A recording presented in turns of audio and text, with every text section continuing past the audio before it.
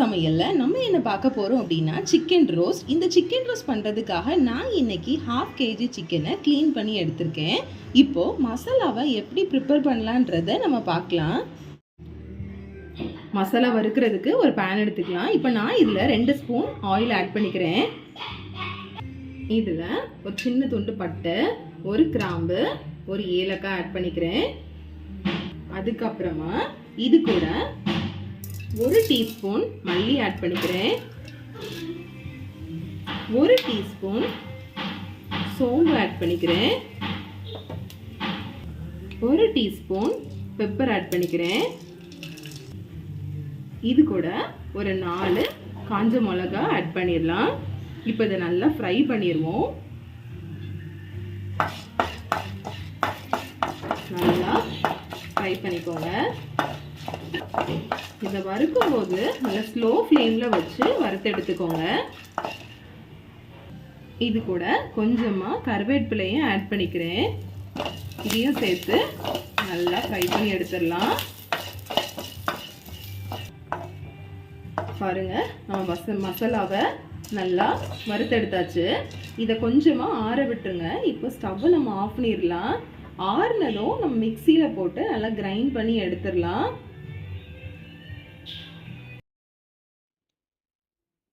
நம்ம வறுத்த மசாலா நல்லா ஆறிடுச்சு. இது கூட ஒரு துண்டு இஞ்சி ஆட் பண்ணிக்கிறேன். அதுக்கப்புறமா 6-7 பல்லு பூண்டு ஆட் பண்ணிக்கிறேன். இப்போ இதை நல்லா கிரைண்ட் பண்ணி எடுத்துடலாம். மசாலா ரெடி ஆயிடுச்சு. நான் இதுல கொஞ்சமா தண்ணி விட்டு அரைச்சு எடுத்திருக்கேன். இப்போ இந்த மசாலாவை நம்ம சிக்கன் கூட ஆட் பண்ணிடலாம். ஆட் பண்ணியாச்சு. இதை நல்லா மிக்ஸ் பண்ணி எடுத்துக்கலாம். நல்லா மிக்ஸ் பண்ணி எடுத்துக்கோங்க.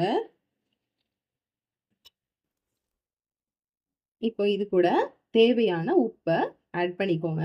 ஆட் பண்ணிட்டு நம்ம நல்லா மிக்ஸ் பண்ணிடலாம். மறுபடியும் சால்ட் ஆட் பண்ணதும் இது கூட ஒரு 1/2 லெமன் ஆட் பண்ணிடலாம். ஆட் பண்ணியாச்சு. இப்போ லெமனோட நல்லா மிக்ஸ் பண்ணியாச்சு. மிக்ஸ் பண்ணதுக்கு அப்புறமா இது 1 hour அப்படியே ஒரு பிளேட் வச்சு மூடி வச்சிருங்க.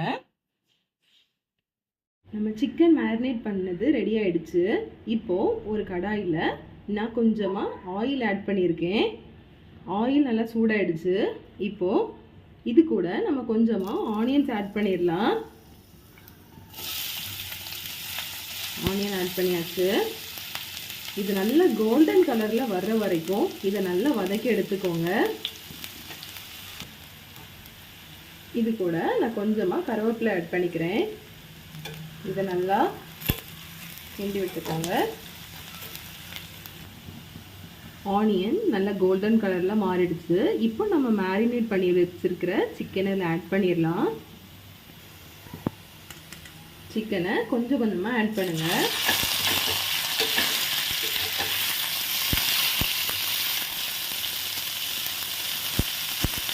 எல்லா சிக்கனையும் ஆட் பண்ணியாச்சு.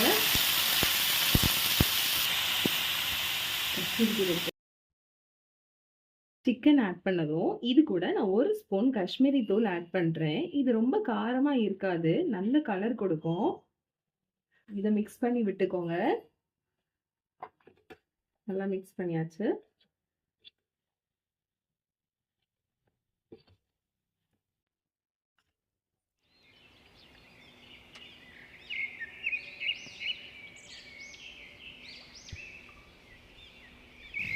காஷ்மீரி மிளகாத்தூள் ஆட் பண்ணதும் நம்ம இந்த சிக்கனை க்ளோஸ் பண்ணிடலாம். இல்லை தண்ணி எதுவும் ஆட் பண்ண வேண்டாம். பாருங்கள், அந்த சிக்கன்லேருந்தே நிறைய தண்ணி வரும். ஸோ இப்போ நம்ம க்ளோஸ் பண்ணிடலாம். பாருங்க, ஒரு 80% குக் ஆகிடுச்சு. இப்போது இது கூட நான் ஒரு 1/2 பட்டர் ஆட் பண்ண போகிறேன். 1/2 பட்டர் ஆட் பண்ணியாச்சு. இதை நல்லா மிக்ஸ் பண்ணி விட்டுடலாம். பட்டர் ஆட் பண்ணும்போது நமக்கு இன்னும் டேஸ்ட் ரிச்னஸ் கிடைக்கும். நல்லா மிக்ஸ் பண்ணி விட்டுட்டு மறுபடியும் கொஞ்சம் வேகிற வரைக்கும் நம்ம க்ளோஸ் பண்ணிடலாம்.